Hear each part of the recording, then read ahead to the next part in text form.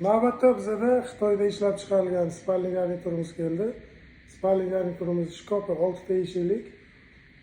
Razmerlari 280, uzunligi 280, balandligi 240. Holatlari ham juda ham zo'r holatda. Eshiklarni ochib ko'rsataman. Bu tomonlari mana polkali qilib ishlab chiqarilgan. Bu tomonlari mana bunaqa. Bu yog'i ham bunaqa.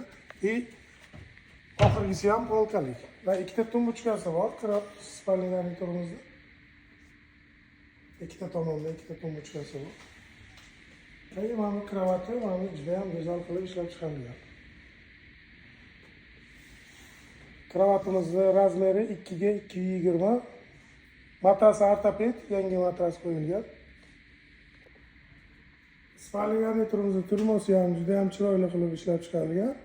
Uzunligi 1.80 komodimizning. Mana bunaqa pufigi ham bor.